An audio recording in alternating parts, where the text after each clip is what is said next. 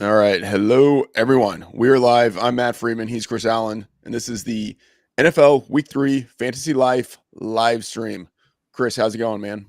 I'm doing well, Matt. I'm waiting to see what more we can get out of the league because after week two, I thought Marvin Harrison was supposed to be slow. Apparently, that's not a thing. I thought the New Orleans Saints offense, I was somewhat skeptical after them playing the Carolina Panthers. Apparently, that's for real. But we'll see what week 3 has in store for us, once the action kicks off later on today. Yeah. And, as we get going in this, I don't think there are all that many, correct me where I'm wrong. I don't think there are all that many injury uncertainties as we're entering week 3 in terms of is this really key player going to play or is he going to be out because he's questionable on the injury report? There might be a few players, but I think we basically know, okay, Kittle is out, McCaffrey's out, Cubs out. We know who's in and who's out. But am I missing anyone? Is there anyone obvious who kind of stands out in terms of oh, we don't know as we're advancing to kickoff if this guy's actually going to be active? I was catching some of the reports yesterday. If I'm remembering correctly, Justin Herbert might be a legit game time decision with the high ankle sprain he was diagnosed after last week's game. But other than that, I think everybody to your point, I think everybody we know who's going to be in or out from a skill positions player standpoint, we know where that's at as of right now. Yeah. So with Herbert, I would say that number did hit Steelers -3 and then has been backed down to 2.5 and is even 2 now at ESPN, which I take as an indication that Herbert is likely to play. Okay. I think if he's not going to play, that number would be moving. So all right, let's start to get into it. We're going to have some questions here. All right, Malik Neighbors or Harrison Jr. This is by the way, I want to give the blanket statement up front. There are going to be times when I look at the question that is asked and I think neither, or I think both. And I will say something like that. This is one of those questions where I would just sincerely hope there is a way that you can get both Neighbors and Marvin Harrison into your starting lineup. But if you can't, I lean towards Harrison. I wrote him up in my Freedman's Favorites article this week, but where are you on this one? I lean towards Marvin Harrison. Just the matchup that for the Cardinals, playing up against Detroit, we know it's going to be one of the more up-tempo matchups for week 3. Both teams above the league average in plays per game. Detroit right now, while they still have been more of a run-heavy type of offense, we saw that explosion from Marvin Harrison just this past week.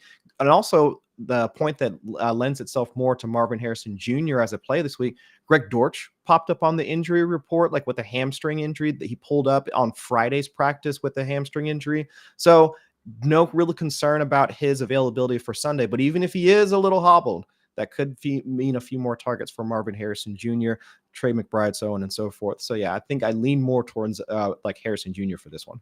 Yeah, so I'm the highest on the staff on Marvin Harrison this week. I have him as my wide receiver 6. So that might be a little bit aggressive, but that matchup against the Lions secondary is just so good. 3 new starting cornerbacks they have in the secondary, and also moved Brian Branch to safety. So basically an entire new secondary year over year, and I still think it's going to take them some time to coalesce as a unit. And then Malik Neighbors going to get a ton of target volume, but tougher matchup on the road going against the Browns. And just as a side note, I will say I have the Browns as my survivor pick this week. So Nice.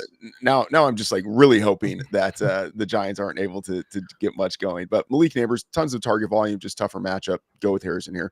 All right, morning, need one of Cooper or Ford as well. Need one of Waddle or Steele, both PPR. So let's take the first one there. Cooper or Ford, and I'm going to assume that this is Amari Cooper and not some other Cooper that I can't think of right now.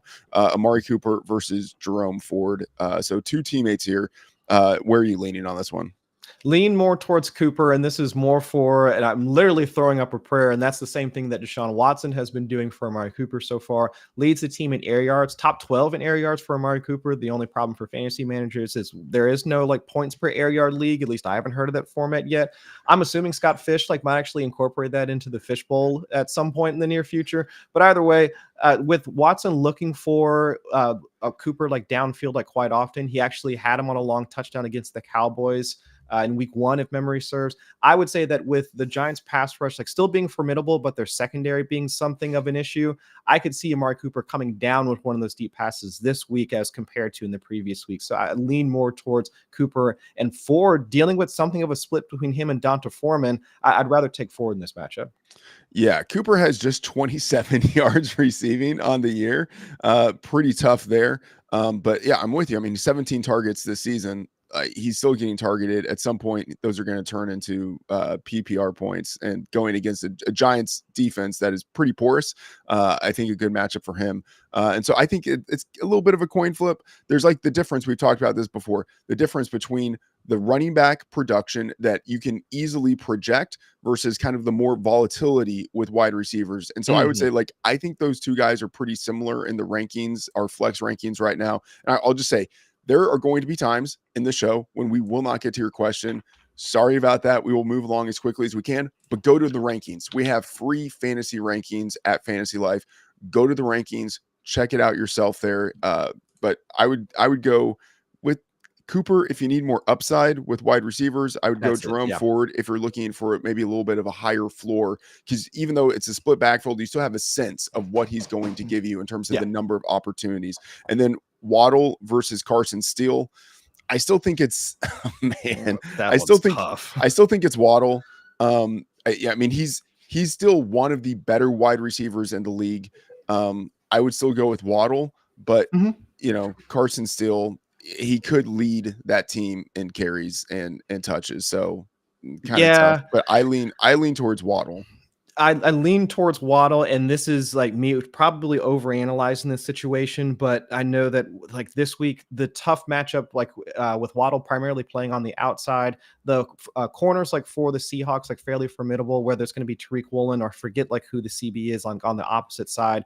But he does like draw like the tougher matchup, like between him and Tyreek Hill, since Hill, they try to move him into the slot like more often. We don't know what Skylar Thompson is going to look like, getting like the full complement of snaps, like from the quarterback position.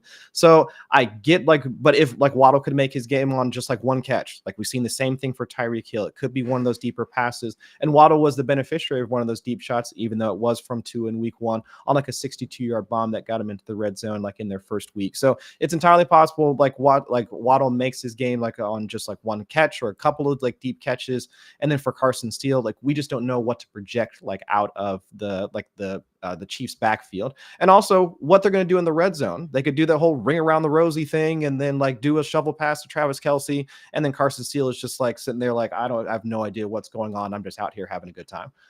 So I leaned a bit more towards Waddle from the explosive standpoint, but I can see at the end of the day where it's like Carson Steele, 12 carries, 60 yards and a touch. Like that's also in the range of outcomes for him. Yeah. All right. Next question here. Derek Carr versus Anthony Richardson. Now, I love this question for a number of reasons. One, like it really touches on like, hey, it's week 3. We have 2 weeks of data now. How important was what we saw in week 2? And like Anthony Richardson, terrible, absolutely atrocious in week 2. Like legit, if you had Anthony Richardson in your starting lineup last week, and if you have him on your team, he was almost certainly in your starting lineup, you probably lost last week. Yeah. Derek Carr has been amazing through 2 weeks, especially amazingly efficient, right? He hasn't really even had to turn it on in terms of like passing volume, and he's still had 3 touchdowns in each game. So that offense with the Saints, and Chris, you mentioned at the top of the show, that offense with the Saints has just looked unbelievable. At the same time, week 1 going against a really weak Panthers defense, week 2 Clint Kubiak going against a Mike Zimmer defense that he knows really well from his time having worked with Zimmer with the Vikings. Is Derek Carr like for real? Is this offense for real? And so it just makes you kind of really evaluate, where we are now versus what we thought just 3 weeks ago when we were entering the season. What we thought just 3 weeks ago, no question, Anthony Richardson would be the guy that you are starting now. But now there's a little bit of a question. I still say it's Anthony Richardson. And I would say if you go to the free start sit tool that we have on the site and you type these guys in, I would bet it is going to be Anthony Richardson, but it now is like no longer a slam dunk. Where are you on this? Yeah, I'm kind of with you in that, like, I want to ride that wave of like the Saints being this like high efficiency passing game that we want to invest in. And so like my heart wants to say, let's continue to ride this Derek Carr thing. Let's ride this, 17, 18 like passing attempts per game, 12% touchdown rate for Derek Carr, completely sustainable stuff, right? I mean, I would expect to see these numbers once we get into like mid-December. But for Anthony Richardson, I think this is more of the growing pains that we expected to see out of Richardson. How many starts has he had in the NFL? How many starts has he had between his collegiate career and his professional career in total? Like, we knew these growing pains were going to come for a guy that was essentially raw as a passer, but he was just this freak of an athlete that could also just like plow through guys and be one of like the fastest players on the field. So I would kind of expect like one of these single week blips, in which we're hoping this is going to be the case for Richardson. So even in this matchup, somewhat tough against the Bears secondary and also the Bears pass rush and their D line up front, I do think Richardson is the better of the two out of the play just from a fantasy standpoint. But I am kind of banking on another Rashid Shaheed touchdown and Olave kind of coming up for fantasy managers in week 2. So hoping Carr takes it, but Richardson for me too. Yeah, and I will say, I mean, I think Richardson is the one to go with, but Derek Carr certainly, like, in that if he's not a top 12 quarterback right now, he's on that borderline right now. Like if you start him, you're not making a mistake just in terms of like, oh, you started a bad player. Like, he is certainly dealing right now. He's a player that I highlighted in my fantasy piece this week. Awesome matchup that he has going on. All right, Rashid Shaheed or Devin Singletary in the flex, half PPR. I mean, it's impossible, I think, right now to have Rashid Shaheed and not start him. You know what I'm saying? Like, he is just so awesome right now.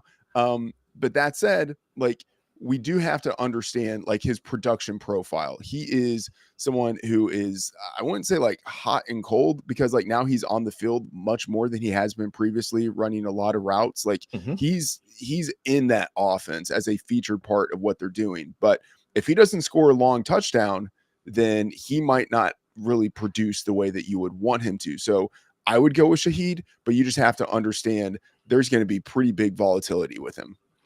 Do you know about like Marie Kondo, like the whole like philosophy of like, does this thing inspire joy before you toss it out? Like, you're supposed to look at like all your stuff. Yeah. And I would say like between those two, which one inspires joy?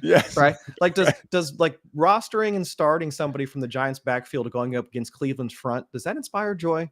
Or does watching Derek Carr uncork one down the field and seeing his receiver Rashid Shaheed like running a touchdown, does that inspire joy? Because I want to say the latter more than the former, as it's been the same for our own Cooter Doodle, like inspiring joy. So I lean, it's not just like that portion of it, but also seeing Shaheed involved on hitches and also screen passes, which shows some route development for him, which we'd hope to see out of Shaheed after him being more of the deep threat in 2023. So if I'm seeing just a little bit of that over the first couple of weeks, and we're also seeing the explosives downfield, I have to at least bank on Rashid Shaheed coming through for fantasy managers in week 3. Yeah, I like that. So you can come at this from the perspective of seeking joy. I can come at this from the perspective of like wanting to avoid regret.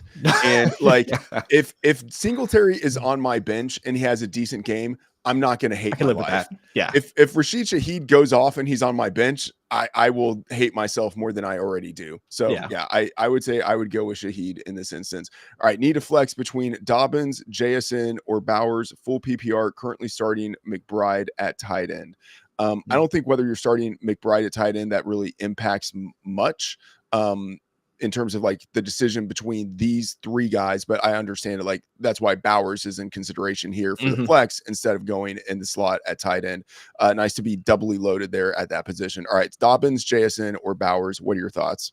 Lean towards JSN. I mean, his target share from week 2 was like very encouraging. We had hoped that this was going to be like his ascension into like, let's say like the wide receiver 2A, sharing time with Tyler Lockett.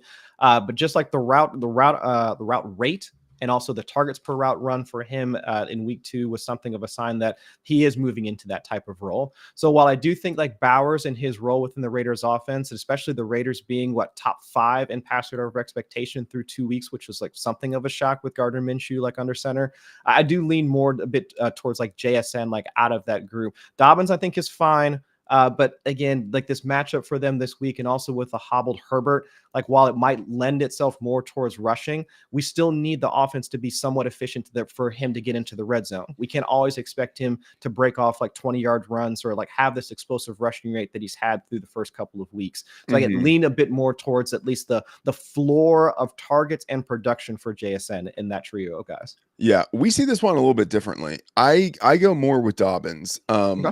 And I think I totally get your point. If Herbert is hobbled, that could really impact the overall ability for the Chargers offense to move the ball the way that they want. But like in their sort of like platonic ideal state, they are still running the bejesus out of the football. And like that will involve J.K. Dobbins a lot. And so even if this is a tight, low scoring game, I think like we have a pretty high floor of like projectable carry volume for J.K. Dobbins. With JSN, you have at home Seattle favored by like 4.5, 5 points. I think they probably end up running the ball a little bit more than we might expect. And so I just think kind of like fewer targets overall for JSN, and a similar thing with Brock Bowers.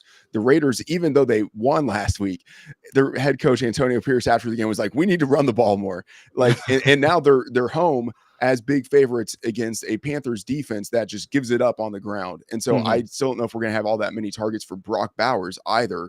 So I just kind of lean a little bit more towards like, if these offenses are functioning fully, I think that means JSN and Brock Bowers are diminished a little bit within the offenses because of like the game state. And I think J.K. Dobbins probably gets, at least 10 carries and maybe like 14 to 16 if everything is going well for the Chargers. And even if things aren't going well for the Chargers, I still think they just commit to the run as much as they can. So I go Dobbins there, but like I can understand the perspective. I think JSN might have the higher floor. The higher ceiling in this matchup here. Yeah. All right. Yeah. Good morning. Half PPR, worthy or scary Terry? I think this is kind of a good one because like Xavier Worthy, like the pure talent that he has exhibited so far. And with Terry McLaurin, like, that he's good, but through 2 weeks, he has had, was it like 3.3 yards per target?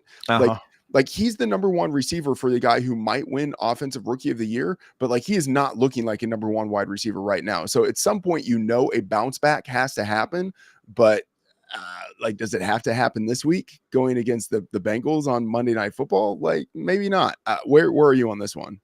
I at least have to give my Bengals defense some credit in terms of limiting opposing wide receivers. Now, I know like Cam Taylor-Britt, who's one of their primary defenders, did get beat by Rashee Rice, like on a quick stop and go route that allowed Rice to get hit deep for a touchdown. But overall, like CTB like has been one of their better defenders on the outside, and that's where Terry McLaurin has played so far. And also like the Bengals pass rush, like fairly decent, like from that standpoint. Trey Hendrickson, like in the rest of the guys. So I have some concerns there, whereas now that we know for certain that Hollywood Brown is going to be out for a significant time, let's see what Andy Reid has cooking from a play scheme or design standpoint, and how Worthy is going to be involved, like without Brown in the mix. And against the Falcons, like I know Jesse Bates is a formidable safety. Their pass rush has been fairly decent. I would expect to see like Worthy a bit more involved in this matchup, and what might be something of a back and forth like type of matchup, seeing how at least better Kirk Cousins played like last week. So I do lean Worthy in this matchup, like over who do we have? Oh my gosh, over Terry McLaurin. Yeah. So if you look at our fantasy rankings, our free FantasyLife rankings, not one of us has Terry McLaurin above Xavier Worthy. So like we're just like across the board, we're on Worthy in this one. All right, PPR, likely or Akers, tight end premium. Okay, so that adds the kind of wrinkle to it. With Akers coming in at presumed to be the starter in this game, although he still might be splitting work with Dare Ogunbowale, but Akers, you're presuming, ends up getting most of the work there. And then Isaiah Likely, obviously awesome what he was able to do in week 1. Not as impactful in week 2, but with the tight end premium, it can obviously boost what he's able to do. I still lean Akers just because the lead back in a good offense, you just have a pretty high floor with what he's able to do week to week. It's questionable as to whether Isaiah Likely actually ends up being all that productive What are your thoughts here? I'm with you there, and almost the same logic applying to like the Dobbins point you were laying out earlier. What's the projectable floor of touches like for this incoming matchup? Is it the best matchup for Akers going up against the Vikings? We know Brian Flores can be something of a mad scientist in terms of making things uncomfortable for the imposing defense, but I at least and I'm sure the rest of the industry and the folks watching the show agree. We have confidence in CJ Stroud. We have confidence in him being able to diagnose defenses and being able to move the offense like into the red zone and give Akers those chance at the volume or the touches that we need in order for him to be successful from a fantasy standpoint.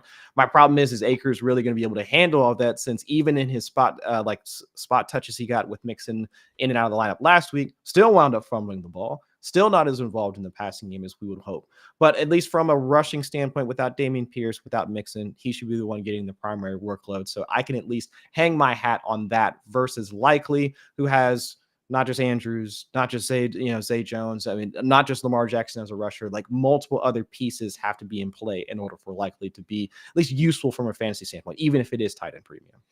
All right. So for everyone who's joining in, this is the NFL Week 3 Fantasy Life live stream. I'm Freedman. He is Chris Allen, and we are going to get through as many of your fantasy questions as we can. If it is a situation where, unfortunately, we will not get to all of them, please go to the site, check out the fantasy rankings that we have there for free. Check out the start sit tool that we have for free. Use the resources there. While we're talking here, we will try to explain all of the sort of reasons why we look at a matchup and why we look at players and say, all right, I'm starting this guy instead of that guy. All right, in order, please. Javonte, Dobbins, Najee, Charbonnet. So 4 different guys that are under consideration here. Where are you when looking at these 4 guys? And I'm assuming maybe just to start one, but what are your thoughts here? In order, Dobbins for the reasons you laid out just a minute ago. Charbonnet, I'd see like him both being involved as a rusher, but also in the passing game, and what we expect to be something of a plus matchup with the Seahawks like favorite against the Dolphins. I'll go Najee Harris like shortly after that. I do think there are some offensive line considerations like for the Steelers. Sayamalu, I think, is coming into this game limited, and I thought they just put another one of their offensive linemen on injured reserve on Friday. And then like Javonte Williams, just because, I mean, this is the Bo Nix led Broncos offense. I want no piece of that until I see any type of improvement. So that's where I'm at. Dobbins, Charbonnet, Najee, Javonte. Yeah, largely agree. I would flip Charbonnet and Dobbins. Charbonnet is the home favorite. I think still going to get some pretty good usage there. Dobbins, we talked about him earlier. I think he's still going to get used, but he's on the road as an underdog, so not quite as advantageous of a spot. And then Harris, and then Javonte Williams is like a decent fourth for me, or distant fourth for me, rather. Yeah. Just like no part of that offense do I want, and tough matchup going against the defense of the Buccaneers. Although that defense, injured, especially in the interior with Vita Vea out, and Clyde Jacansey also out, but still structurally a sound defense there. A lot of Javonte questions. Tampa Bay DL down bad. What are your thoughts on his day? Again, I want absolutely no part of Javonte Williams, especially because like Jaleel McLaughlin might actually be the better back in that backfield at this point.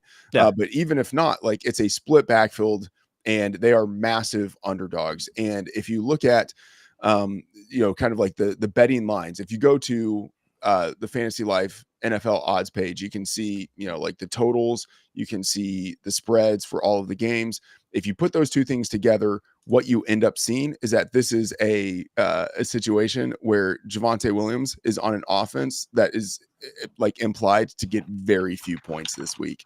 And in general, I don't want guys like that in my lineup. So Javonte Williams, in theory, it looks good because he's going against a defense that is severely wounded on the defensive line. But even then, like the betting market is saying it's very likely that the Broncos are going to lose, and it's very likely they're not going to score many points while losing. And you put that together, and it just means really low expectations for Javonte Williams. Yeah, that's where I'm at too. We've seen Jaleel McLaughlin like already involved in the passing game, like somewhat. This might be something that they are in more of a trailing script than a one where there might even be in like a neutral script. And the Tampa Bay Buccaneers, like their rushing defense has been fifth in success rate allowed, like so far, like through the first couple of weeks. So just not a week where anything lines up where I would even feel great about starting Javonte Williams, even if the matchup lent itself to it. So yeah, for right now, I'm staying away. Yeah. All right. Next question here. PPR, Juwan Jennings, Brian Thomas, or Cam Akers. So we've talked about Akers. We haven't talked about Jennings or Brian Thomas yet. Jennings is in an interesting position in that he's going to be on the field, presumably much more than he has been previously. No Deebo Samuel, no George Kittle, no Christian McCaffrey. Touches have to go somewhere. Maybe Juwan Jennings ends up getting a few more targets than he ordinarily would. That said, I'm still not sure I actually would want to have him in my lineup. Brian Thomas, we haven't talked about him yet, but I mean, he's been impressive through 2 weeks. Week 1, 47 yards and a touchdown. And then last week, 94 yards on just 4 targets. Like the dude is explosive and he looks like a legit NFL contributor. That said, I'm still going with Cam Akers, right? He's like going to be the lead back on a really high scoring offense. Where are you with this? Yeah, I mean, all good things like for Brian Thomas, like so far. And I remember having this conversation with Dwayne McFarland like earlier this week on the Fantasy Life show, just asking about this split that's going on currently between Brian Thomas and Gabe Davis, with Christian Kirk like kind of coming in as like the 1C, 2A, 2B, like however you want to like note it. But I was kind of surprised seeing Gabe Davis like up there and like 20% like target share, air yard share, and all that. Like Dwayne was just like, yeah, I do not care. Like all this stuff is going to wind up averaging out. We know what Gabe Davis is. And the offense should be predicated on like the production of Brian Thomas and Christian Kirk. And if we're already seeing that after a couple of weeks, love to roster him in season long. I do think that he is a solid play, but going up against these guys, I mean, Juwan Jennings in a fairly solid spot, but we do know with the Rams, like the interior defense and the rushing production we've already seen from Jordan Mason, this could just be a Brandon Ayuk, Jordan Mason. Let's just get everybody out of there as quickly as possible without suffering any more injuries. And, like we might like lean on guys like Juwan Jennings and some of their other role players to get through. But of course, like Cam Akers with the projectable volume, with the Texans offense that we know to be one of the more efficient ones in the league. I agree that it should be Akers in here, but Brian Thomas, I like where he's headed so far. And I mean, the Bills matchup, not as bad, but I think it's still Akers though. Yeah, I've been super impressed with Brian Thomas. I'm looking through different odds right now. This is not going to happen, but offensive rookie of the year, Brian Thomas is available at 30-1 right now. Ooh. And like, I'm not going to say like he's going to beat out Marvin Harrison because he's almost certainly not. Yeah. But I'm just saying like players get injured, whatever it is, like weird things happen. Like again, it's not going to happen, but 30-1, I feel like that number should be more like 25-1 or like 20-1, something like that, because he has looked impressive through this point. And like, if that Jags offense actually does start to pick up a little bit and Brian Thomas is the number 1 receiver and he's sort of like looking like an arbitrage version of Marvin Harrison, that number will come down in the market. So just a random thought there. All right. PPR, Jerome Ford or Austin Eckler. We've mentioned Ford earlier in the show. We haven't mentioned Eckler. Eckler has looked, I wouldn't say like the 2022 version of Eckler, but like he looks like back to being like someone who is healthy and fully capable of being a contributing player. Of course, the question is just like, is he going to get goal line carries? And how often is he going to be targeted? Now, fortunately, it seems like he's getting a decent workload as a receiver.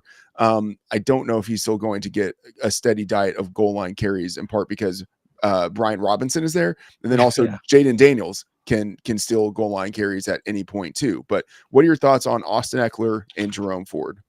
I'd have to lean a bit more towards towards Jerome Ford, like just from the matchup they were talking about playing up against like the Giants like front 4, front 5 or whatever. But like I am somewhat encouraged about Austin Eckler, like almost like the Tony Pollard, like Tajay Spears, like split over in Tennessee, where it's like we kind of left Tony Pollard for dead after what was a lackluster like 2023. But to see that pop, to see that explosion, to see that he's still like a viable like receiver out of the backfield and all of that, I'm thinking that somewhere down the line, we can rely on Eckler like as a fantasy starter. But as of right now, it's kind of tough. And like with Brian Robinson also playing so well, I mean, him Yeah. having like the higher utilization like between the two. Actually, if folks are available, going and checking out like our free, no, this might be a tool that's behind the paywall if I'm remembering correctly.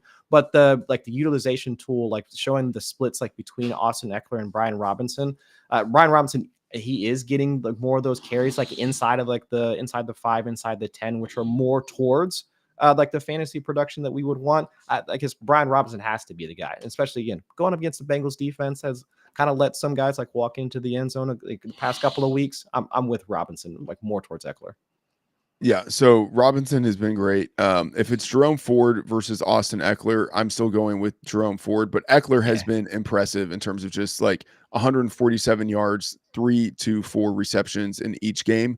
Like he's someone who I think we can count on more, especially in a PPR format than I would have expected entering the year. So good things for Austin Eckler there. All right, next question here that we will be getting to. Drake London or Rashid Shaheed. Oh man. Ooh, man. This is One. I mean, Chris, you talked earlier about like the joy that you get from having Rashid Shaheed do Rashid Shaheedy type of things, like just scoring like 60-yard touchdowns. Drake London, not a lot of joy that he has brought fantasy investors over the recent years. But I mean, that said, like he's still the number one wide receiver within his offense. Who knows what that is really worth at this point, but man, I think it's close. I probably go Drake London, but like it is much closer than I would have expected it being like when we were entering the season. Yeah, and at least the positives for Drake London is that he was up to a 24-25% target share in that week 2 back and forth matchup against the Eagles. Now, I'm sure like, let's say a good chunk of that production probably came in that last drive, although like a lot of it went to like Darnell Mooney. But still, the fact that they were more up tempo, the fact that Kirk Cousins was able to at least sling it like to the intermediate parts of the field, that would lend itself to Drake London having a better matchup or at least better opportunities share like in week 2. But yeah, if you're, let's put it like this. If you, let's say, started Hunter Henry or Ramondre Stevenson like on Thursday night and you need some punch, all right, I can understand like leaning more towards Rashid Shaheed, where you need that explosive amount of potential like for your week 3 matchup. But if all things are equal, I can see leaning more towards like Drake London and what should be like a good back and forth matchup between them and the Chiefs. Yeah, I'm looking at the rankings right now. I have Drake London as the wide receiver 21 and Rashid Shaheed at wide receiver 22. I mean, it's just like flip a coin, the very slightest of leans towards Drake London. But as a staff, we have Rashid Shaheed like one spot ahead of Drake London. So I would just say like, yeah, whoever sort of gives you a little more joy. But like Drake London, if things are going right for the Falcons, Drake London will probably get more targets than if things are going right for the Saints. Than Rashid Shaheed would get if things are going right for the Saints. So I probably lean towards London just a little bit, but man, it's very close. All right, Cam Akers versus Jerome Ford. We've talked about both of these players. Both of them are in matchups where they are favored. Jerome Ford, home favorite going against a weak Giants defense, absolutely could go off, but he's in more of a timeshare.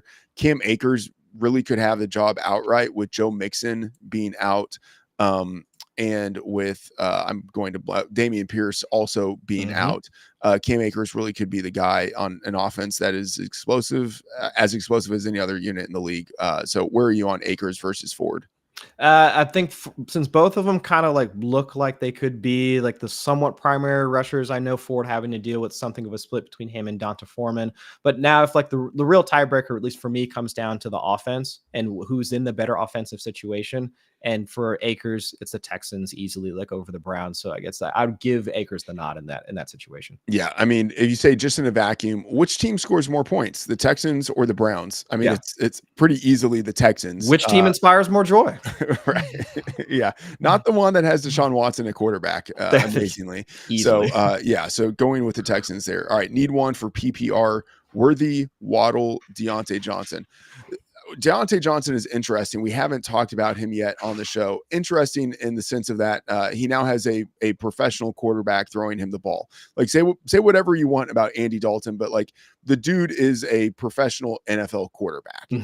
And like going against Gardner Minshew, he actually might be the better quarterback in that matchup, even though he's, been a backup and now elevated as a starter. Like Dalton's a decent player. So maybe with a decent quarterback throwing the ball to Deontay Johnson, Johnson actually kind of lives up to like the reality of what he is as a receiver. Like he's a good separator. I think he's just never been in a great situation at any point in his career. But I'm a Deontay Johnson fan just in terms of like him as a route runner and a technician.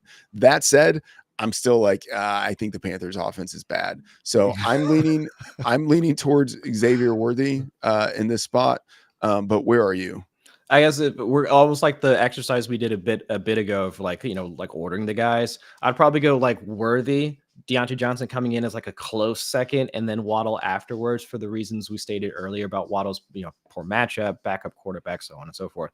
But Deontay Johnson, like I'm with you. I mean, I like a guy that like I like the route technicians. That's been my thing. Like when I was coming up, like in the industry, I was like, listening to like guys like Matt Harmon and all the rest of those guys. Not like Harmon's old, like he's younger than I am, but like seeing those archetype of receivers where it's like the guys that can like use like those juke moves and those release techniques in order to get off the line, create separation. That's been Deontay's game since he came into the league. Over like a 20% target share. It actually bumped up a little bit last week in what was Bryce Young's potentially last game as a Carolina Panther. We'll see how that actually winds up working out. But to your point, if Andy Dalton's the one slinging the rock to him, we know that he can at least operate the offense as intended. And for the most part, the Panthers offensive line has been operating in the sense that if they had a competent quarterback under center, the offense would actually be fairly decent. So I'll always have a candle lit for a guy like Deontay Johnson, the way that he plays the game. So Worthy, just because he's attached to Patrick Mahomes, Deontay Johnson, because we know about his skill set, and then Waddle. Let's hope that he can still create like with Skylar Thompson under center. All right, PPR, T. Higgins or Zach Moss. So Higgins has been out the past couple of weeks, but he practiced fully on Saturday, not listed on the injury report at all. So Higgins full go for Monday Night Football. Zach Moss, some uncertainty entering the season as to how that backfield would be split for the Bengals, but Zach Moss has been the guy through 2 weeks. I lean towards Moss because of the projectable touches that we would assume that he gets. The Bengals, as big home favorites, might not need to throw the ball all that much. So maybe Higgins, his first game of the season being eased back in a little bit, in an offense that just doesn't need to press the gas all that much. So, and maybe they rely on the running game a little bit more, which feeds into Zach Moss potentially getting more of a workload, especially in the second half, maybe getting some more goal line touches. So I lean towards Moss here. What are your thoughts? Yeah, definitely lean towards Moss, and this is me being the neurotic Bengals fan for a second, because I love to see T out there, love to see like that duo between him and Chase like out there like playing the game and being able to create explosives and just like making the offense the way that it was intended. But now also, since this is the second year in a row, Higgins having hamstring issues, I would love to see him like out there, maybe get in a couple series. And after that, like Zach Taylor's like, all right, man, how about you go have a seat? How about you hop on the bike? Make sure that you're loose. But I think we've got this for the rest of the game. So it could be that he comes in for a little bit, make sure that he can knock the rust off, get back up to playing speed, maybe catch a few balls, get a couple of hits in. And then afterwards, like we see him get on out of there, because I want this to be the Joe Burrow, Jamar Chase show. Like I want to see them out there, like reconnecting and like hitting some of those deep bombs downfield, like we saw in their Super Bowl run back in 2021. So I'm like, while I get wanting to start T. Higgins, I still think that, especially with the Washington defense, like their rushing defense not being as strong of a unit, like as like in the league, Zach Moss just might be the guy that you need. Should be Chase and Moss being the primary fantasy producers in this game, with Higgins kind of playing like a small like ancillary role just for week 3. All right. So if you are just joining us, welcome. This is the Week 3 NFL Fantasy Life live stream. I'm Matthew Freedman. He is Chris Allen, and we're going through as many of your fantasy football questions as we can get to. If we don't get to them, and I promise you, 0% chance we get to all of the questions that you will ask today. Sorry about that. If we don't get to your question, please go to the free rankings that we have at Fantasy Life. Go to the free start sit tool that we have And hopefully that can answer your questions there and help you get on the path to having a successful victory in week 3. All right. Christian Watson, Deontay Johnson, Jordan Whittington. Haven't heard that one yet. And Josh Downs on waivers in a 10 team full PPR league. Which one should I pick up for the long term? So not thinking so much specifically about this week, but thinking about the long term here. For the long term, I'm probably thinking either Christian Watson or Deontay Johnson. Josh Downs, I like him in theory, but I don't know how well he fits with Anthony Richardson. Richardson either I think is looking to run or looking to chuck the ball deep, and I don't think that really fits Josh Downs all that much. Jordan Whittington, maybe he fits into like the Cooper Kupp role for the Rams, but I mean he's a backup at this point. So I think it's Watson versus Deontay Johnson. I like Johnson in terms of like his overall ability, like the route running we talked about earlier, but he's in an offense that is pretty underwhelming. And even if it improves with Andy Dalton at quarterback, could still be one of the worst units in the league. Whereas Christian Watson, I know he's going to be in a wide receiver rotation. There are always questions about if he can stay healthy with the soft tissue injuries that he's dealt with to this point in his career. But there's no question about how good that offense is going to be when Jordan Love is back on the field. And Jordan Love, who practiced limitedly this week, probably not playing today, but could return very soon. Christian Watson feels like longer term for this season, the guy that I want to be invested in, because if things hit right, he could end up having some like big weeks at some point.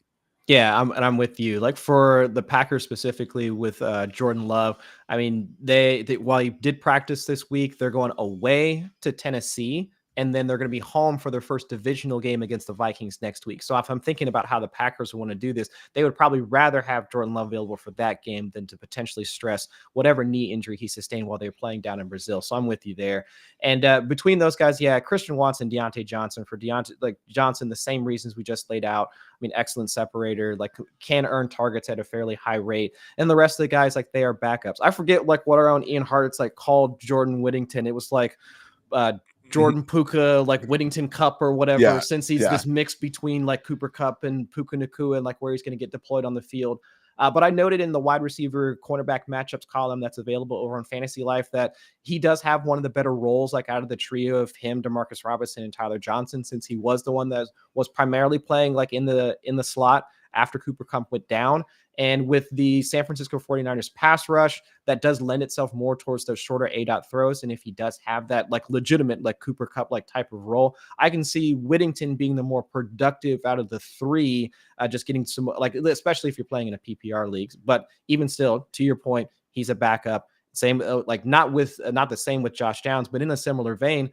Josh Downs doesn't play in the same area that Anthony Richardson likes to throw the ball at, or where he's capable of throwing the ball efficiently. We already having those concerns about how Michael Pittman's fantasy value is going to be for the rest of the season. So if we already have concerns about one intermediate pass catcher for the Colts, I don't want to now invest in the secondary pass catcher like for the Colts. So let's see that offense get back on track before we start investing in them.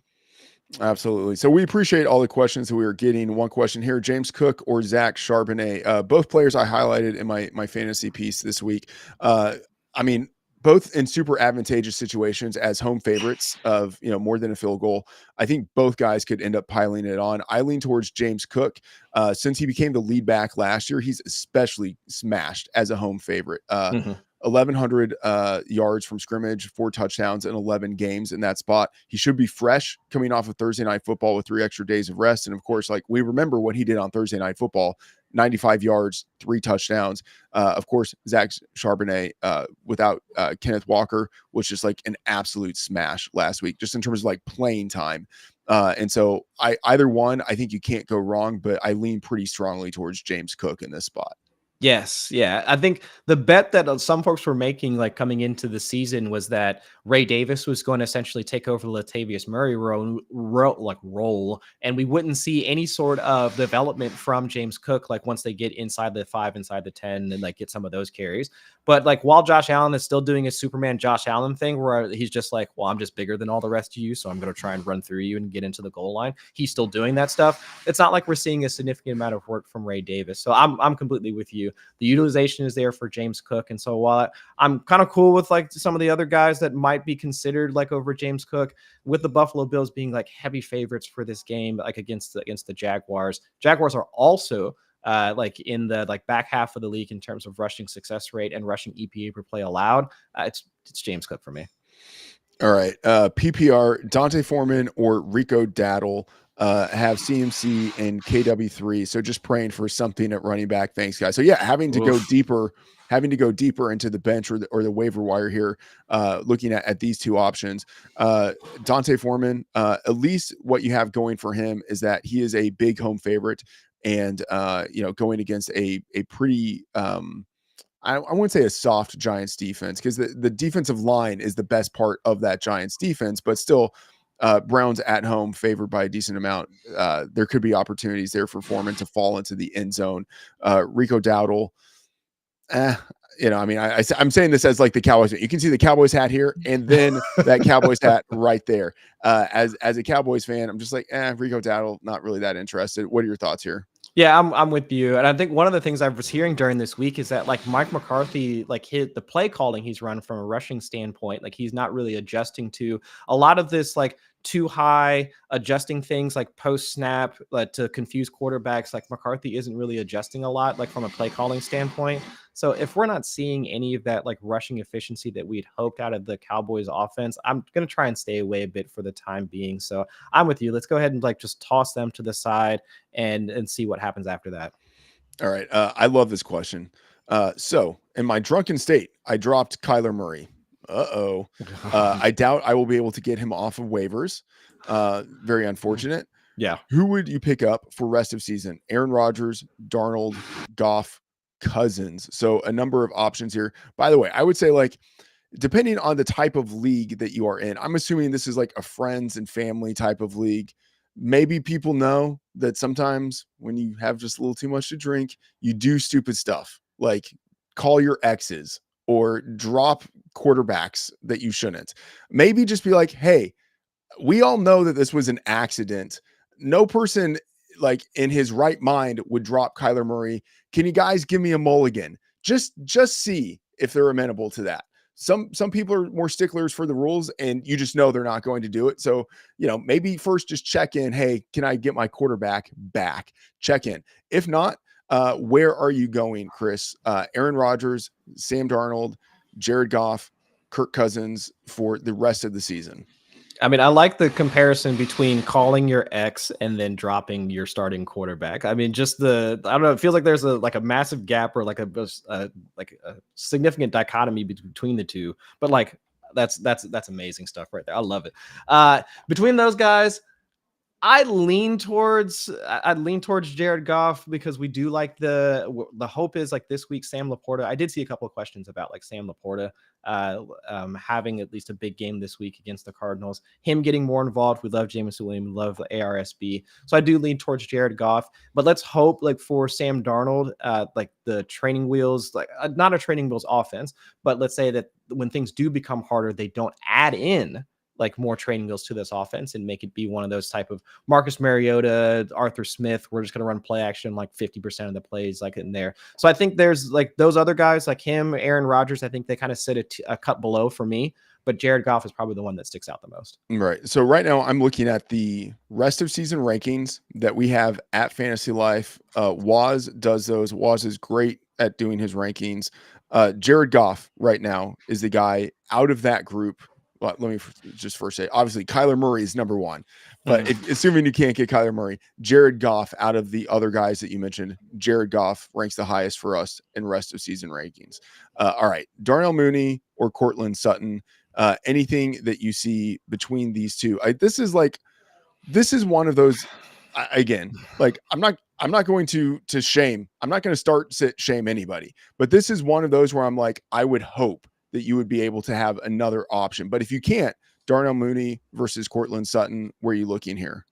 I'll go Darnell Mooney. I would say just because this is more, I would assume, of a more up-tempo match with the Falcons playing against the Chiefs. We're assuming the Chiefs should be able to score and keep the Falcons in more of a pass-happy script. So, and with Mooney showing more of that connection, like with Kirk Cousins, I'm more amenable to at least playing the matchup versus like playing or evaluating the player.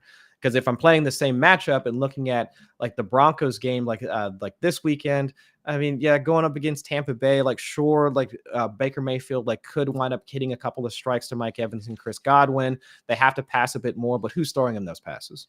How far is Bo Nix actually going to be able to throw those passes? So it's just looking at the matchup specifically, I can understand going with Mooney here. Okay. Going back to Drunk Jerry's issue, someone said to go with Darnold. Jerry said, "Oh, I'm assuming Jerry said he already tried to get Kyler Murray, and they're not letting him have it." So Mo is telling him to go with Sam Darnold instead of Jared Goff. That's a tough beat, man. Yeah, some people are saying scumbag league mates. Yeah. I mean, just look, again, some people can kind of be sticklers for the rules on this stuff. Chris, where are you in this situation? Let's say that you are the commish of this league. It's friends and family. You know all of the people in the league. Like, you're all buddies. You bust each other's chops all the time. So this might be a situation to where it's like, because you know him, you're like, all right, yeah, guys, let's give him a pass. But also because you know him and like you're all friends, it might be like, no, man, sorry, you got to live with it. Like, which way are you going with this? I would lean more towards just giving him Kyler back, just because now this just now changed the competitive integrity of the rest of the league, because now if somebody had, I don't know, let's say they've got Anthony Richardson and they've got some concerns about what he's going to look like. So now that you're able to replace Anthony Richardson with Kyler Murray, like, so like a lot of the decisions that some people might have been put to, like they can just replace him with one of the best quarterbacks in the league as of right now from a fantasy standpoint, or even not even from a fantasy standpoint, a real life standpoint. So like I lean more towards like, let's just give him the guy back. He was drunk. If you do it again, just like that is what it is. It's going to stick. I think that's where I'm at, just because it is week 2. But I can understand like being a stickler for the rules and whatnot, but that'd probably be how I would handle it. Just give it back to him. If you do it again, like, this is what's going to happen. Right. All right. Boo that Cowboys hat, Matt. Good morning, by the way. Yes. Top of the morning to you. And yes, boo the Cowboys hat. As a Cowboys fan, I assure you, I probably hate this team more than a lot of Cowboys haters. So, I wear it almost as like a mark of shame. That's where we are. The Scarlet Hat. Yeah, it is definitely the Scarlet Hat. All right. Chris jumping in here. No way he gets a pass. No way he being Drunk Jerry gets a pass. All right. Fair. Jerome Ford or Michael Pittman, getting back to the fantasy questions.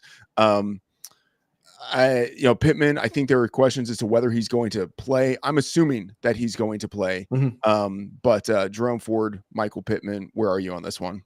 I lean more towards like Jerome Ford. I can see like where Michael Pittman, again, like talking about like him being more of like that slasher, like intermediate type of wide receiver. Anthony Richardson has been like below the league average in efficiency, like on passes like that hit there. He's been more like adept to hitting the Alec Pierces down the field, Adonai Mitchell like down the field. I mean, all of that. Like, I think that's where I can see like Michael Pittman just being somewhat incongruent with how the AR like actually like hucks the ball downfield, where, I mean, Jerome Ford, I don't really have those concerns. I mean, the only concern would be like him splitting time with Donta Foreman, like we talked about earlier. But if it's against the Giants pass rush and their defensive front, I mean, Ford should have the better day.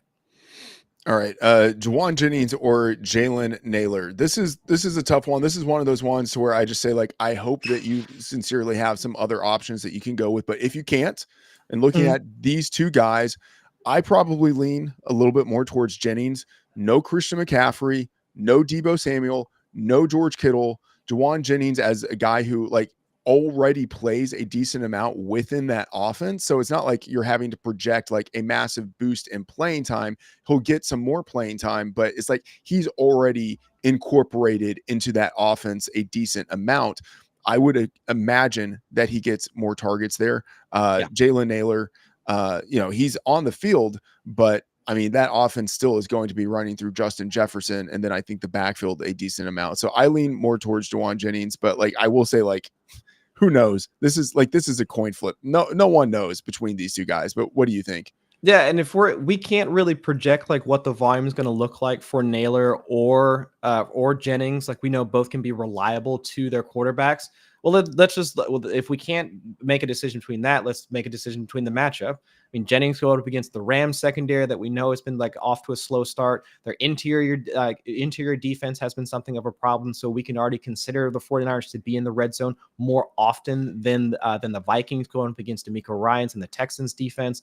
So like I'm more towards like using Jennings like in this particular sense where I can just see them like, let's just use Ayuk, let's just use Jordan Mason, and let's just get the heck out of here afterwards, like I was saying earlier. But either way, like with Jennings having the better matchup, like from a defensive standpoint, I go more towards Jennings. All right, so this one, oh, by the way, Justin Jefferson, Tom Pelissero is reporting that Jefferson is expected to be a full go. Cool. Not a surprise at all. I think everyone is kind of expecting that, but good to have confirmation from Pelissero on that. Next question here: are you looking to flex Metcalf or Zamir White? This one is interesting because you have sort of again the dichotomy of like projectable rushing production with a running back versus like the higher floor but maybe a lower ceiling with the wide receiver here. And so Zamir White, by the way, is there like a buzzsaw? Oh yeah, that's me. Okay. Just wanted to make sure we actually could identify what that sound was. Okay. So Zamir White, what I like about him is that he's a big home favorite. And I'm assuming that this week, instead of Alexander Madison being the guy who falls into the end zone, it is Zamir White. But DK Metcalf, he is higher in our rankings pretty much across the board. And so maybe I would go with Metcalf in this spot. But yeah, this is a tougher one for me than you might expect, just kind of based on where we have Metcalf and Zamir White. I really situationally like the spot a lot for White. Mm-hmm. Yeah, and I can understand that, especially with the Panthers, like at least like their front and their secondary not playing well. But I think like Metcalf, like so far, I know he had to wind up getting what was it, like a 40-yard touchdown or something like that, like last week, in order to really like show out like from a fantasy standpoint. It's easier for me to see like how this entire matchup, like whether the Dolphins are still capable of creating explosives or not. Like how Metcalf winds up being the one to really be the beneficiary, like from what could be like a good match for the Seahawks. So I like, as you can see, like on the start sit tool, I'm definitely with like I agree with the start sit tool, seeing like Metcalf should be the guy that we need to roster like from that standpoint. But I can easily see where Zamir White, not just the fact that Zamir White was more of the like the RB1 like for the Raiders like last week, also involved like as a target earner too, like over Alexander Madison, where Madison did get like 5-6 targets like in week 1. But if that's shifting back towards like Zamir White, and to your point, if Pierce wants to be the guy to like, we need to run the ball more like in this week against the Panthers, I can see how that winds up working out for him. But again, I'll go back like to DK Metcalf in week 3. Yeah. All right. So a couple people thanking us on the screen. Thank all of you for joining us. We are entering or very close to entering the second hour, the final 30 minutes of the week 3 NFL Fantasy Life live stream. I'm Freedman. He is Chris Allen, getting through as many of your questions as we can. Of course, we won't get to all the questions. So please go to the site and check out the free Fantasy Life rankings that we have there. Check out the free start sit tool. Hopefully that can help get you on the path towards a successful week 3. All right, Tony Pollard, JMO, or JSN, full PPR. We haven't mentioned Jameson Williams yet on the show. I've been super impressed by what we have seen out of him through 2 weeks. Like a fully integrated part of that offense now, getting some really good target volume, and like just in terms of like his explosive ability to create plays. Like he is the playmaker within that offense. And that's not to take anything away from like Amon-Ra St. Brown, who's like the chain moving, like down to down reliable guy. But Williams like has another gear that we just don't see out of Amon-Ra St. Brown. And through 2 weeks, the Lions have been throwing the ball a lot. Now, maybe they change gears a little bit with the matchup that they have going against the Cardinals, but Williams Williams intrigues me in a way that JSN doesn't intrigue me, in a way that Tony Pollard doesn't intrigue me. He's got a little bit of like the Rashid Shaheed, like, does this bring me joy? Like having Jameson Williams in my lineup scoring long touchdowns and getting, like 7 to 10 targets in a game, like that brings me happiness. Yes. Where are you on Pollard, JMO, JSN? Yeah, I think that's the easy one. Like again, I think up at the top we said that the Detroit Arizona matchup was going to be one of the premier ones, like for coming into this weekend. Up tempo, should be high scoring. Do you remember the total on that? Was it 51 or like somewhere? It has vacillated between 51.5 and 52.5. Highest total on the slate for sure. Yeah. So that's the type of environment that I want to be like investing in. So that's where, and Jameson Williams, like from an explosive standpoint, but then also the fact that he's still like getting at least like maybe like one carry out of the backfield. So like Dan Campbell has been finding ways, him and Ben Johnson have been finding ways to like get him the ball because they do know like where he's at. The only thing I'm mildly concerned about, and this is just like a small angel, you know how like Amon-Ra St. Brown like tries to list off all the wide receivers that were drafted ahead of him as this like locker room material. Is he going to add Jameson Williams to that list too, to be like, that's the guy that Jared Goff is now like targeting over me, man. I got to be better. I got to be like, I'm just thinking like for locker room material in order to make sure that he now continues to be like the guy that's producing the best for the Lions. Is Jameson Williams going to be added to that list for Amon-Ra St. Brown? I don't know. All right. One more thing to think about. Tony Pollard. So Tajay Spears is technically listed as questionable. I'm expecting him to play because he did practice in full on Friday. Mm-hmm. Normally, if a guy practices fully, even if he's listed questionable, it means he is very, very likely to play. So that obviously, I think, dings the potential that Tony Pollard has to really dominate that backfield. But if we have a situation where Tajay Spears leading up to kickoff is declared out, then I would lean towards Tony Pollard in this spot. Assuming Spears plays, I'm going with Jameson Williams. All right. So yeah, a little caveat there. So next question here, PPR, Anthony Richardson or Baker Mayfield, a 10th of a point per passing yard, regular rushing. So the 10th of a point per passing yard changes this. Like that really amplifies the possibility of Baker Mayfield having a good passing game and really going off in a way that like Anthony Richardson, he might not have like that quite in his bag. Of course, like if he hits a couple of long bombs, then he could also really ball out as a passer in addition to the running. But Baker Mayfield is someone that we would project to have the higher floor as a passer. And so that changes this a little bit. By the way, that question was from Twitter. Shout out Davey Crockett asking the question on Twitter.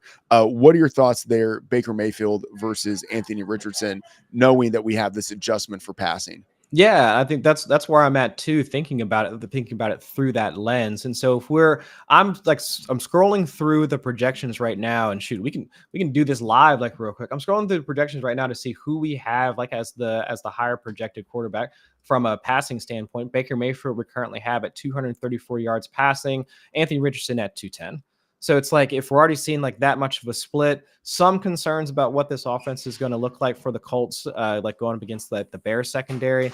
Like if you are going to be rewarded a bit more from a passing standpoint, like than the rushing portion of it, I could see Baker Mayfield being the guy from in between those two.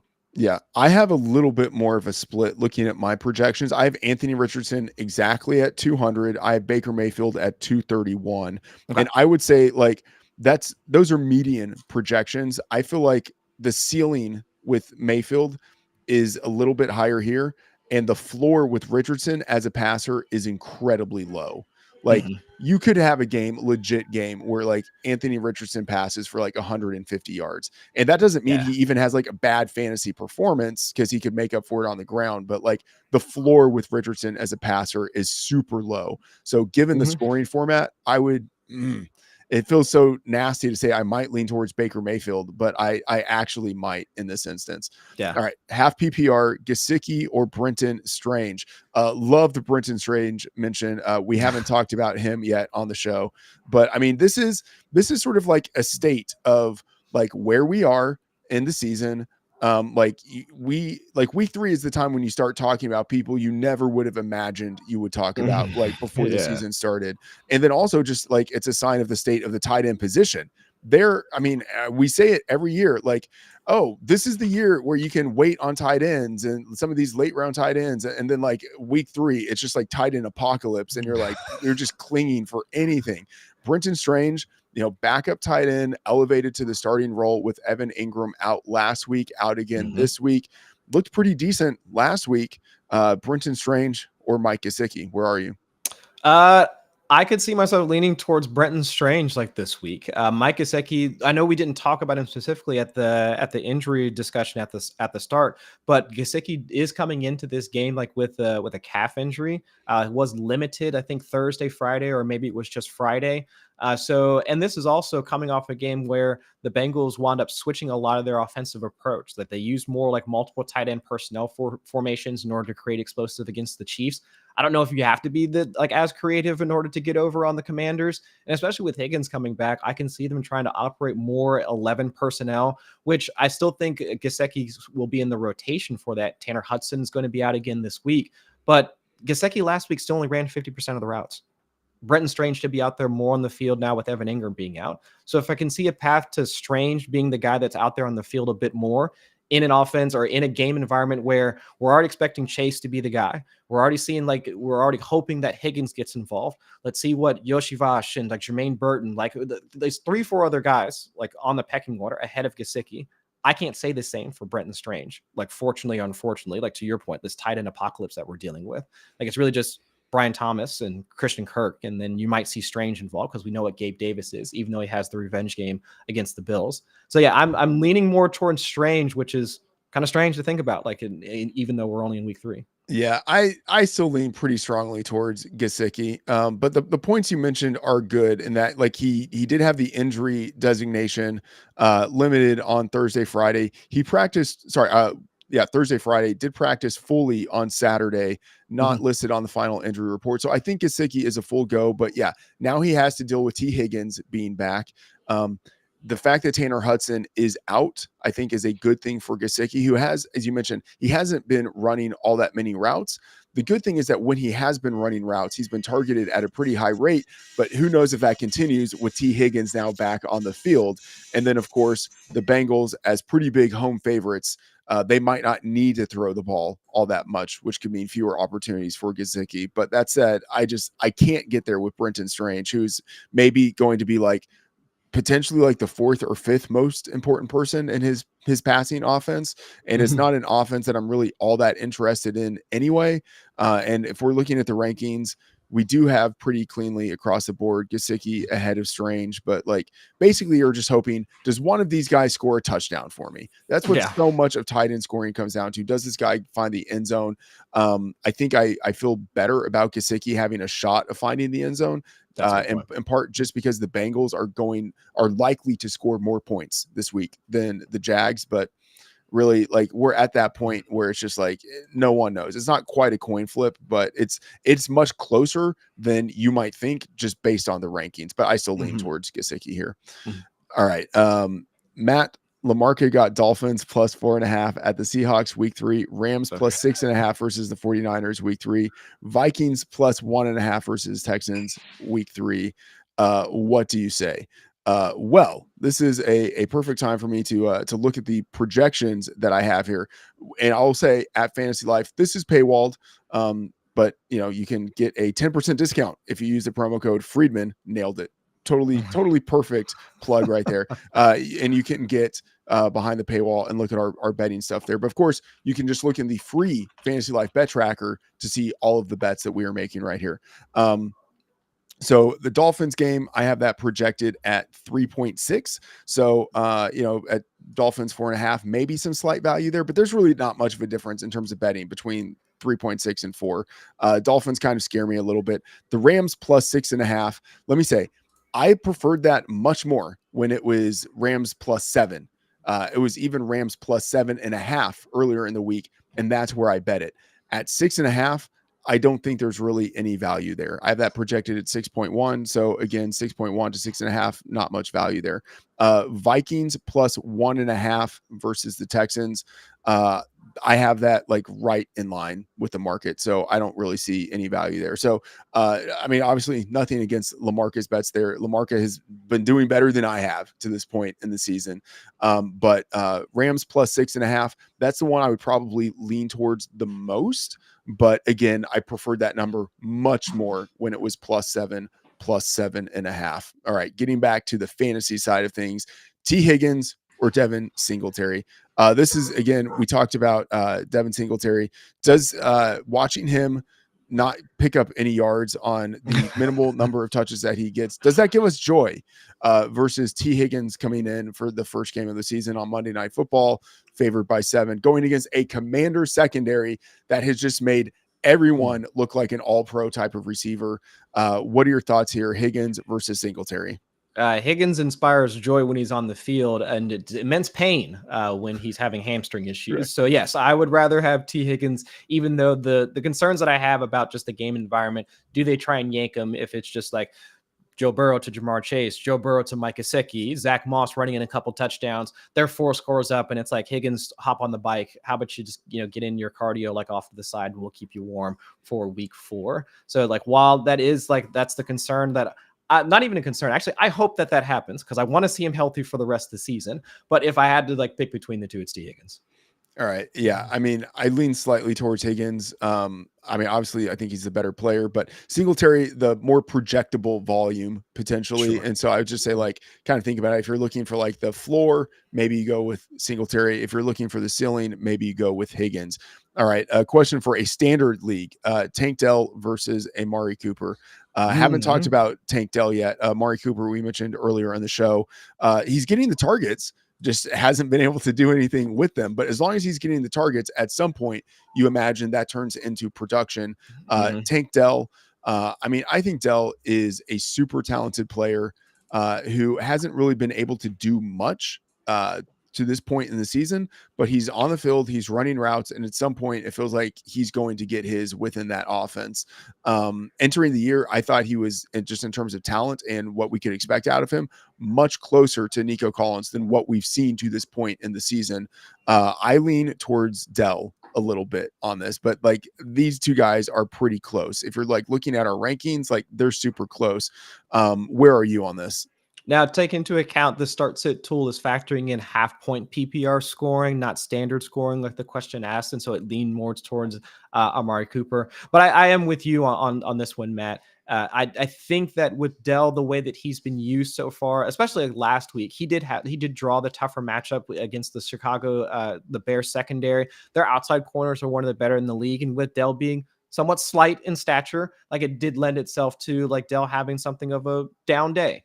And I can understand, like, so I get that. But this week, I know that this is going to be the revenge game, like for Stephon Diggs going up against his old team. But with like Dell, like, I think he's one fewer target than Stephon Diggs, but outplaying him from an air yards perspective. I can see Dell being the one that you would want to have like in what should be like a fairly up tempo matchup between the Vikings and the Texans, like over Amari Cooper, where we're just hoping that his area or prayer yards get converted into actual yards. Absolutely. All right. What's up, guys? What do you think of my flex? Olave, Metcalf, or Rashid White, half PPR? Thanks. All right. So we haven't talked about Olave yet. We talked about Rashid Shaheed, but Olave, you have to assume at some point, if he's the number one receiver within a high functioning Saints offense, at some point he's just going to go off. We talked about Metcalf earlier, and of course, like how good he's looked. Rashad White, we haven't talked about him yet, but big home favorite going against a Broncos defense that even if that defense is okay, still could be overrun just by the fact that they're they're road underdogs and teams can just pile on the volume. So a question about those three. I think I lean towards Olave. That Saints offense just feels like a machine right now. And the matchup with the Saints is pretty nice. So Olave is where I'm looking here. Going up against the Philadelphia Eagles, like secondary, like while they do play a bit more man coverage, that's actually been one of the better ways that Olave's been able to make his hay, like downfield or intermediate and deep parts. And like over 50% of the team's air yards last week, those 2-man route concepts that they've just been beating defenses over the head with for the first couple of weeks have just been just deadly. Like whether it's been Shaheed or we saw like Chris Olave start to at least almost the same thing with Cooper, convert those air yards into actual yards. So I'm with you that I would take Olave in what should be a better matchup environment between like the Saints and the Eagles, like over anybody else. So it might be like we're wish casting or projecting, but if we do know Olave is more like the I would say the better talented receiver, like over DK Metcalf, not the better receiver because DK Metcalf is an absolute monster. And I don't want anybody else from Seahawks like coming after me. I don't want the 12s coming after me or anything like that. But I would say the more talented like wide receiver between the two, I lean towards Olave out of that group. Yeah, so Olave, someone I wrote up in my fantasy article this week. I mean, last year the Eagles were number 1 in most fantasy points allowed to wide receivers. Like that's this year. And ain't nothing changed. Yeah, this year they're number 3, right? Like it is still a great matchup. And Olave just 99 yards, but his 2 prior seasons, back-to-back 1,000-yard seasons, he's going to break loose at some point. And I think this is a week where you could really see that start. All right, Dobbins or Swift today? We've talked about Dobbins, haven't talked about DeAndre Swift yet. Dobbins, I think, really high floor based on the volume that he's going to get. Of course, he is a road underdog, tougher matchup going against a pretty strong Steelers defense. DeAndre Swift, I mean, it seems like nothing has really gone right for that Chicago Bears offense to this point, but Swift is the lead back there. I go Dobbins. What are you thinking? I also lean Dobbins, but I do think that there's the narrative of like the Bears needing to be able to show proof of concept like on offense. And this is going up against like the Colts defense where they won't go up against like Defoe, DeForest Buckner, like placed on injured reserve. Leatu Latu, I think he's coming into this game questionable. So that's 2 defensive starters that the Colts aren't going to have. So, and this is also with the Bears, Shane Waldron being one of the more conservative offensive coordinators once they get into the red zone. So if there is going to be a time for like, for Swift to be able to do this, it would be this week, but Dobbins in the projectable floor, I lean in that direction. All right, Prescott or Cousins. We haven't talked really about either of these quarterbacks yet. This is an interesting one because Prescott, like at this point of his career, is much more of a pocket passer than he used to be, but he still has some running ability, much more than Kirk Cousins has, especially right now. Cousins like still looking a little bit hampered from that Achilles injury. And I thought it was really interesting on the Manning cast last week. When Cousins was able to lead the team back to that victory, it happened in the 2-minute drill. And Eli Manning was like, well, it makes sense that Cousins has looked his best in the 2-minute drill. Like that's sort of day one stuff. Like that's the stuff that has been installed and they've been practicing the longest. But like in normal game flow, Cousins still is not looking like his full self. He was better last week than he was in week 1, but I think Cousins is still not really functional yet. Whereas Dak Prescott, like he's basically Dak. Like week 2 wasn't great, but like week 1, the Cowboys basically looked like themselves. I would go the Cowboys in this spot, even though like the matchup with the Ravens is theoretically a tough matchup. Like the Ravens defense isn't really looking like its former self either, given the loss of all of the coordinators that they had this offseason, also lost some players on the defensive front. So I would go with the Cowboys here, but what are your thoughts?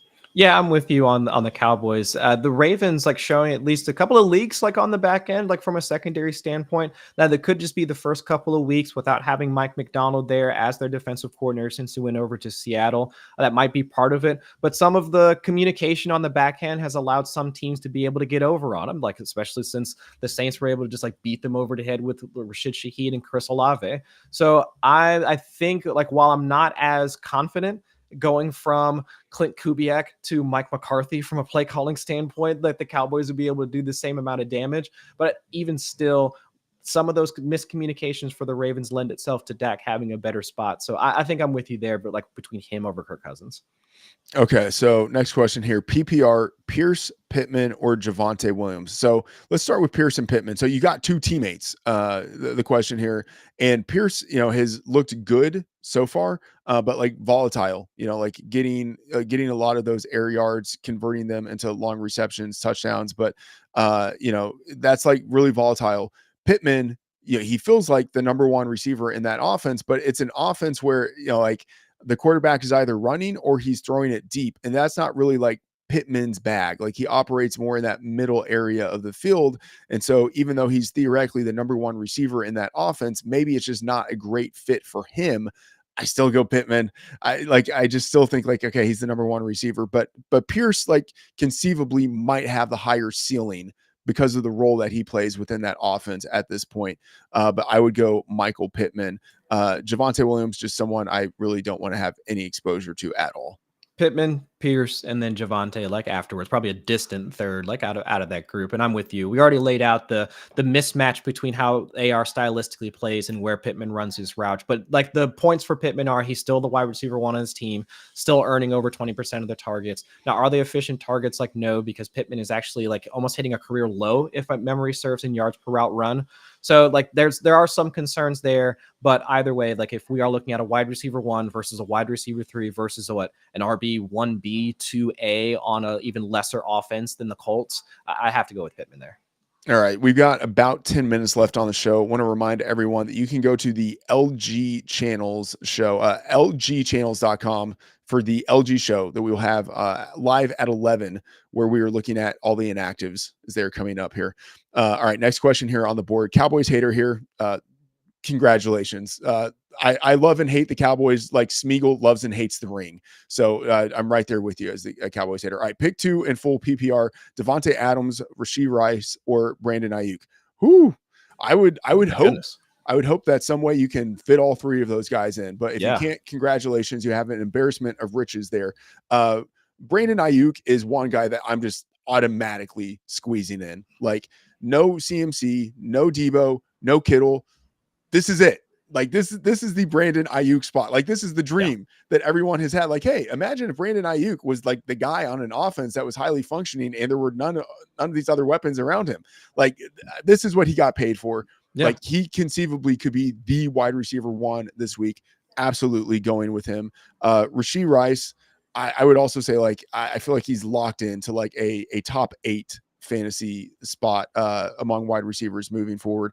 It feels dirty to say I'm probably benching Devontae Adams, but man, I mean the Raiders might not need to pass the ball in the second half of this game. You know, like that is within the range of outcomes. So nothing against Devontae Adams, but I'm going Rashee Rice, going with Ayuk. What are your thoughts here? I'm completely with you on that one. Like, could we look up and see like Devontae Adams is like 7 for 70 and a touch in like the first, like, like first half or probably even the first quarter against the Panthers secondary? Absolutely. But to your point, this is why they brought Brandon Ayuk back. This is what they paid him for. No Debo, no Kittle, no CMC. Unless you're projecting 10 plus targets to Juwan Jennings, it has to condense like around Brandon Ayuk and Rashee Rice. We were hoping to see more out of Xavier Worthy, Andy Reid being more of the schemer, but we're projecting that to happen. Rashee Rice is still earning over 20% of the team's targets, like so far through 2 weeks from Patrick Mahomes. So I'm not concerned about either of those two from a volume standpoint. So it's just more about Devontae Adams, like being the odd man out, which sucks, but good on you for drafting those guys. Yeah. All right. Next one here. A battle between 2 rookies, Jordan Whittington or Lad McConkey, or Ladidi McConkey, as he has come to be known on social media. I still lean towards McConkey. He's in a situation where I believe Josh Palmer might be out. Might be. Yeah. It's not certain that he is, but he did not practice at all this week. Let me just verify that before I say that for certain. Yes, Joshua Palmer, dealing with an elbow and a calf injury, did not practice at all this week, is technically questionable, but I would expect that he is out. And so with that, even though the Chargers are very likely to be run heavy in this spot, I think we can project a little more volume for McConkey. Whittington, he looks great in the preseason, but we really don't know. I just feel better about McConkey as a guy who is drafted much higher and is kind of featured within his offense, like on a regular basis. Like he's on the field on a regular basis. Whittington as a backup slotting in. I'm going with McConkey. Yeah, I think that's where I'm at too. Like the concerns about what the whole like pass game and environment is going to look like with Herbert on the bum ankle, like the being more run heavy. I'm with you there, but it has to be McConkey out of that. Even though Whittington projects to be like the slot guy, short targets, Cooper Cup role, blah blah blah blah blah. All right. So we have just a few more minutes left, going to try to answer all of your questions. One here, Jaden Daniels or Anthony Richardson. Yeah, I mean, these guys feel like similar in terms of the profile of like running quarterbacks who can throw it deep. The thing is, we haven't seen Jaden Daniels really throw it deep because he's in the Cliff Kingsbury horizontal raid. But what are your thoughts with Jaden Daniels versus Anthony Richardson here? Yeah, I think that's where that's where I'm more of the let's see what Anthony Richardson has, because I can see Anthony Richardson still being able to uncork one like down the field to whether it's AD, like whether it's like Alec Pierce or whatever. We just haven't seen that like from Jaden Daniels. So if the Bengals, like if the fronts like between the pass defense or the pass rush like from both the Bengals and the Bears have been, at least I would say, enough such that they're able to keep Anthony Richardson like somewhat at bay, keep Jaden Daniels at bay. So like we can't even really give them either an edge from a rushing standpoint. And it comes down to the passing. I mean, it has to be like we have to give the edge to Richardson, right? I mean, he can still throw the ball downfield, where Jaden Daniels, we haven't seen it yet. Yeah, I still lean a little bit more towards Jaden Daniels, but I will freely admit, like, I'm just fully invested. So like, no, that's true. Yeah. Yeah. Offensive player of the year bets and all that. Yeah. Yeah. I'm not like going to be like the most reasonable person. I will freely admit this when it comes to thinking about Jaden Daniels versus anyone else. All right. Samaje Perine versus Jerry Jeudy in the flex. Interesting. We haven't talked about either of these guys yet. My hope would be that you can find somebody else, but maybe deeper league, just kind of the way it goes. Perine, I think, has the higher floor, especially full PPR, because he could be the passing down back there for the Chiefs. He still actually might end up stealing a little more of the rushing workload than we might think. Just total unknown situation, but I feel like pretty decent that he at least has the receiving role in here. Jerry Jeudy, maybe not even the number one receiver on his team. I think that's still Amari Cooper, even though Jeudy was more productive last week. The Browns as home favorites might not need to pass the ball all that much. Right. So I go towards Samaje Perine as the guy that I think probably has the higher floor. Yeah, that's where I'm at. I mean, even Elijah Moore last week like popped up like from an air yards and target standpoint. So now it's not just Amari Cooper versus Jerry Jeudy. This week it could be, if Deshaun Watson drops back to pass, it could be Cooper versus Jeudy versus Moore. And I don't want to have to deal with that, especially on a Watson-led passing game. So if I had to go, I would just rather like just not have to deal with that. And let's just look at the other choices instead. Yeah. All right. PPR, Mooney or Steele. So Carson Steele as the, undrafted sort of like fullback running back hybrid who looks like he's going to be the backfield leader for the Chiefs with Isaiah Pacheco out versus Darnell Mooney. Mooney, it just feels so uncertain within that offense. Like any given week, he could does he have only 2 targets this week? Like you could see that within the range of outcomes. Whereas Carson Steele, as the lead back there, like he has a decent chance of like falling into the end zone like 1.5 times in this game. You know what I mean? So I probably go with Carson Steele, but it's not like I feel great about it. No, I mean, like Darnell Mooney last week, 7 targets? I'm assuming 3 of those targets probably came on that last like 2-minute drive, like for them to get ahead of the Eagles. So if I get it, it's probably still going to be a back and forth matchup between them and the Chiefs. The passing volume should be there for all of them. But we're also hoping that Darnell Mooney, not Darnell Mooney, Drake London continues having like a good share of the targets. Let's hope that Kyle Pitts gets involved at some point. And there are other factors at play in the Falcons offense that we haven't really seen them kind of operate as intended. At least we think how they're intending it to operate. So now I would just rather take the projectable volume elsewhere versus banking on whatever Mooney could or could not be in this week. Yeah. All right. Mo, thank you. We appreciate you becoming a second tier Fantasy Plus subscriber. You can use the promo code Freedman to get 10% off, and you get all of the rankings, the projections. Dwayne does amazing projections. Dwayne McFarland manages the projections for the site. I also have my player projections that are up there that I maintain all the way up to, Sunday morning. And I'm going to be going into the prop tool later, using my projections and trying to find some bets that we can put in the free bet tracker. So thank you. We appreciate you all watching along with us and subscribing and supporting the site. All right. Start 5 starting 5 of these guys. Okay. Etienne, Charbonnet, Marvin, Devontae, Godwin, Ayuk. I feel like you're just bragging at this point, my man. Embarrassment of riches. Ayuk definitely going with Marvin, going with Charbonnet, Devontae, and then for me, and I'm just shooting from the hip at this point, it's between Godwin and Etienne.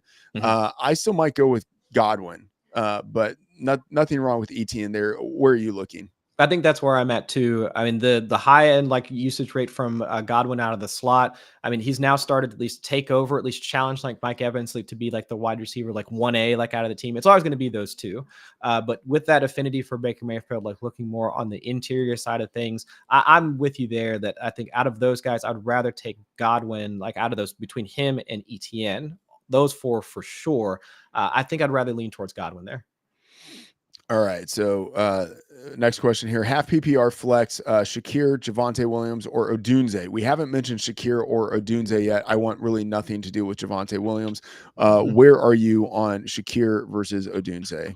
I think I'd lean towards Odunze. Or no, take that back. I lean towards Shakir. He has been the one to show out like and have the closer the higher target share, and it looks like he might potentially be breaking out like as the wide receiver one for the Bills. Now I say like I use the term breakout, but it's not like breakout for the Bills like would have been great to say like a couple of years ago when the Bills were like top 3 in pass rate over expectation. That's just not the way that they're operating this year. It's been more of that balanced attack, more of the short area stuff, because they are recognizing the whole like too high shell phenomenon that's been like plaguing the league. And, you know, Mel Kiper saying they need to take away like too high shells like from the entire defensive coverage playbook, which is like ridiculous. But if Shakir like has been the one to get like the higher end target share, we're not seeing much out of Curtis Samuel. We're not seeing much out of Keon Coleman. We have concerns about Dalton Kincaid. It's really been Shakir to be the beneficiary of the Josh Allen targets. I mean, out of that group, I think Khalil Shakir, where it's like more of a, we hope that Roman Dunze gets things going this week without Keenan Allen. Yeah, exactly. So I would say, you know, the offense with the Bears is not what we would have hoped for at the beginning of the season under Caleb Williams. And so Shakir might be the number 2, number 3 pass catcher in an offense that I think is much better with Josh Allen. Odunze might be the number 2, number 3 pass catcher in an offense with Caleb Williams that just isn't clicking the way that we want. I lean towards Shakir. All right, that is going to do it for this live stream. Thank you, everyone, for joining us. Chris, a lot of fun talking with you. A lot of fun getting all of these questions here. Chris, you've got great content on the site, specifically the wide receiver and cornerback matchup piece. But tell people everything that you have going on.